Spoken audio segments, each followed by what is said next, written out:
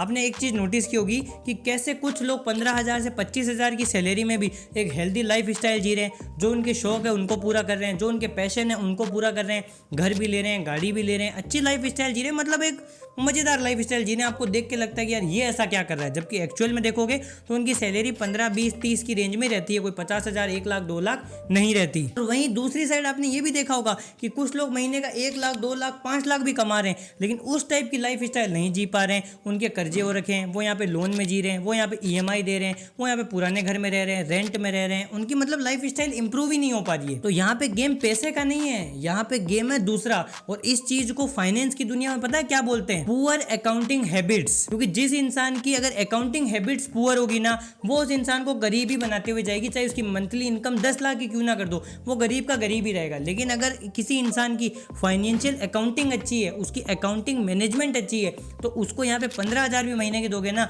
तो वो आपको उस पैसे से भी करोड़पति बन के दिखा देगा। तो ये वाली वीडियो आज आपके लिए ये, जहां पे मैं आपको अकाउंट्स एक्सप्लेन करने वाला हूँ, 11 ऐसी हैबिट बताने वाला हूँ जो आपको पुअर बना रही है। और वो हैबिट्स अगर आपने छोड़ दी और उसको बढ़िया तरीके से इंप्लीमेंट कर दिया, तो यही 11 हैबिट्स आपकी फाइनेंशियल प्लानिंग में बहुत ज्यादा हेल्प करेगी। और आने वाले साल 2025, 2026, 27, 28 में आप भी एक करोड़पति बनने की लाइन में चले जाओगे, चाहे आपकी सैलरी 10,000, 20,000, 30,000 ही क्यों ना हो। देखिए मेरा यहाँ पे एक कजन है जिसकी एज अभी मात्र केवल वो 17 साल का है, और उस पर अगर आप कर्जा देखोगे ना, तो एटलीस्ट उसने 30 से 40,000 रुपए का कर्जा ले रखा है। ना वो कोई इनकम कर रहा है, ना कोई वो जॉब कर रहा है, इवन उसने पढ़ाई भी यहाँ पे छोड़ दी है। तो आपको एक चीज, और उसकी आप लाइफ स्टाइल देखोगे ना, तो एकदम बढ़िया रिच क्लास वाली, बढ़िया उसके पास आईफोन है, बढ़िया उसके पास बाइक है। मतलब उसने जो भी आज तक उधारी ली है ना, उससे उसने अपने शौक ही पूरे किए हैं, और वो उधारी चुकाने के लिए घर से पैसे लेता है या किसी और से उधारी लेके उसको चुका देता है। तो इस चीज में हमारी हैबिट नंबर 1 आती है गेटिंग कंफर्टेबल विथ बैड डेब्ट। जब तक आप उधारी में एकदम कंफर्टेबल हो जाओगे ना, आप समझ जाना आपकी लाइफ वहां पे बर्बाद हो चुकी है, आप यहाँ पे खत्म इंसान हो, आपकी कोई भी लाइफ में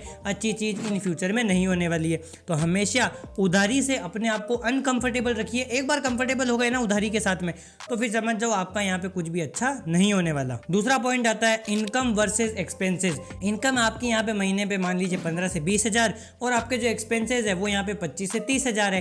तो ये चीजें आपको लाइफ में कभी भी आगे नहीं बढ़ने देगी, ये चीजें आपको गरीब ही करेगी, अमीर नहीं कर पाएगी। लेकिन 15-20,000 की सैलरी है और आप 10,000 में अपने सारे खर्चे को कवर कर रहे हो। देखिए ये चीज़ हमेशा ध्यान रखिएगा, अगर 1 लाख सैलरी हो जाएगी ना, तो खर्चे भी बढ़ जाएंगे। 10 लाख सैलरी हो जाएगी ना, तो खर्चे और बढ़ जाएंगे। मतलब जैसे पैसा आने लगता है ना इंसान के पास, तो उसकी लाइफ स्टाइल भी वैसी बन जाती है कि पैसे ज़्यादा खर्च होने लगते हैं। तो 15,000 सैलरी है, तो कोशिश कीजिए कि 15 से नीचे नीचे सारी चीज़ें खत्म कर दे, और जो पैसा बचे ना उसको अच्छी जगह पे इन्वेस्ट करें। इसी को बोलते हैं इनकम वर्सेज एक्सपेंस का जो रेशियो है ना, वो आपको हमेशा मेंटेन करके रखना है। एक्सपेंसिव हॉबीज, ये हमारा तीसरा पॉइंट है। यहाँ पे बहुत सारे लोगों को आपने देखा होगा, भले उनकी इनकम नहीं है, भले वो पैसे नहीं कमा रहे, लेकिन उनके शौक बहुत बड़े हैं, उनकी बातें बहुत बड़ी होती है कि मुझे तो यहाँ जाना है, वो जाना है, गुच्ची की पैंट पहननी है, अरमानी का चश्मा लेना है, मुझे तो गुच्ची अरमानी के नीचे कोई चीज़ पसंद ही नहीं आती, मैं तो H&M ज़ारा के अलावा कहीं से शॉपिंग ही नहीं करता। मतलब बड़ी बड़ी बातें, और वो लोग शॉपिंग भी वहीं से कर लेते हैं, मतलब लोगों को अपना एक स्टेटस दिखाने के लिए, अपनी एक रिचनेस दिखाने के लिए। लेकिन वो उसी चीज़ से कर्जे में चल जाते हैं और अपनी लाइफ स्टाइल को एक टाइम के बाद मेंटेन नहीं कर पाते, और उनकी लाइफ स्टाइल एकदम वो फिर वैसा हो जाता है कि स्ट्रेस आ गया, डिप्रेशन आ गया। ऐसे लोगों को आता है जो अपनी एक्सपेंसिव हॉबीज़ को मेंटेन करने के लिए ज़्यादा पैसा खर्च करते हैं। तो इसको अगर आप फाइनेंस की दुनिया में देखोगे ना, तो एक नेगेटिव पॉइंट होता है। आपको हॉबीज़ रखनी है, पर अगर आपका स्टेटस वैसा है, आप उतने पैसे कमा रहे हो, आपका बैकग्राउंड अच्छा है, तो आप एक्सपेंसिव हॉबीज़ रखिए ना, कौन मना कर रहा है। लेकिन अगर उतना पैसा ही नहीं है, साला 5-10 हज़ार रुपये कमा रहे हैं, उसमें भी 5,000 की घड़ी ले ली, 10,000 का चश्मा ले लिया, वो फिर वैसे जिंदगी नहीं चलने वाली है, उससे आपकी नेगेटिविटी आने वाली है। अगला पॉइंट होता है कि टैक्सेस के बारे में नहीं पता होना, इन्वेस्टमेंट के बारे में नहीं पता होना। इस पॉइंट को हम नाम देंगे टू मच टैक्सेस। मतलब आपको पता ही नहीं है कि मुझे कौन सी चीज़ में इन्वेस्ट अगर मैं करूं तो मुझे यहाँ पे टैक्स रिबेट मिल सकता है, जैसे NPS हो गया या सुकृति समृद्धि योजना हो गया। गवर्नमेंट की कुछ ऐसी स्कीम्स होती है, कुछ बॉन्ड्स होते हैं, कुछ ऐसी यहाँ पे चल रही होती है गवर्नमेंट की, जिसमें अगर आप पैसे को इन्वेस्ट करते हो तो आपको टैक्स रिबेट भी मिलते हैं। अगर आप अच्छी इनकम कर रहे हो तो कोशिश करो कि अपने टैक्स को कम से कम रखो, ताकि वो पैसे आपकी दूसरी जगह में इन्वेस्ट हो पाए। अगला पॉइंट आता है waiting too long for investment. यहाँ पे आपको जैसे मान लीजिए जॉब करते हुए हो गए 4 महीने, अब 4 महीने के पहले महीने में आपने सोचा था कि जैसे ही जॉब स्टार्ट होगी मैं पहले महीने से इन्वेस्टमेंट करूंगा, पर पहले महीने की इनकम तो जो हमारी आई उसमें हमने कपड़े ले लिए, जूते ले लिए, घर वालों के लिए सामान ले लिए, चलो कोई बात नहीं, होती है, खुशी होती है। पहली सैलरी ऐसे ही जाती है लगभग सबकी, पर दूसरी सैलरी में भी आप कुछ नहीं कर पाए, तीसरी में आपने पार्टियां कर ली, चौथी में भी कुछ नहीं कर पाए। तो ऐसे फिर आपका क्या माइंडसेट बन जाएगा कि आप इन्वेस्टमेंट कर ही नहीं पाओगे।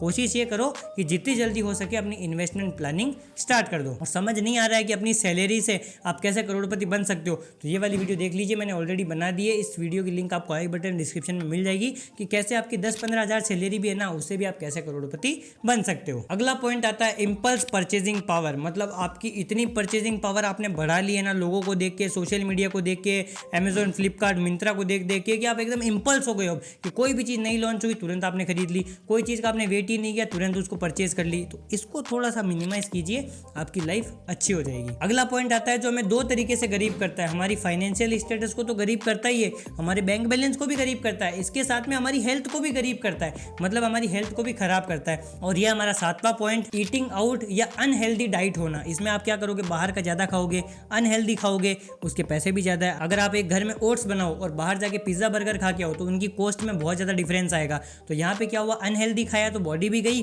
पैसा भी गया, तो दोनों चीज़ का नुकसान है। तो कोशिश कीजिए ज़्यादा से ज़्यादा घर का खाएं, ज़्यादा से ज़्यादा हेल्दी खाएं, ताकि आपका बैंक बैलेंस भी अच्छा रहे, आपकी हेल्थ भी अच्छी रहे। अगला 8वां पॉइंट है जो हमारी बैड हैबिट्स है, जो हमारे पैसे को गलत जगह पे लेके जाती है, चाहे वो नशा करना हो, चाहे वो पार्टीज करना हो, चाहे वो गेमलिंग करना हो, चाहे वो कोई भी ऐसी नेगेटिव चीज़ जिसमें हमारे पैसे ज़्यादा जा रहे हैं। अगर ऐसी बैड हैबिट्स आपकी भी है तो उसको आज ही रोक दीजिए, नहीं तो आगे जाके आपको ये चीज़ें बर्बाद कर देगी। 10th पॉइंट हमारा आता है hanging out with negative peoples. जब तक आप नेगेटिव लोगों के साथ में हैंग आउट करोगे, आपका दिमाग भी वैसा हो जाएगा। एक कोट आपने पढ़ा होगा कि जैसे 5 लोगों के साथ आप रहते हो ना, उनका एवरेज आप बनते हो। तो अगर आप 5 टॉक्सिक लोगों के साथ रहोगे तो आप भी टॉक्सिक बन जाओगे।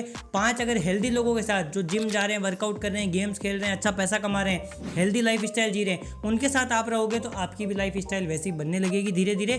तो अपने हैंग आउट, आपका जो सर्कल है, आपकी जो सराउंडिंग है, उसको ऐसा बनाइए कि आप अच्छा बना पाओ। बाकी देखिए, आप जैसे खुद रहोगे ना, आप वैसे ही लोगों के साथ हमेशा अट्रैक्ट रहोगे। तो आप खुद देख लीजिए कि आपके आसपास जैसे लोग हैं ना, आप समझ जाइए आप उन्हीं के जैसे हो, वैसी आपकी सोच है, वैसी आपकी थिंकिंग है, और आप वैसे ही लोगों के साथ ग्रो होने वाले हो।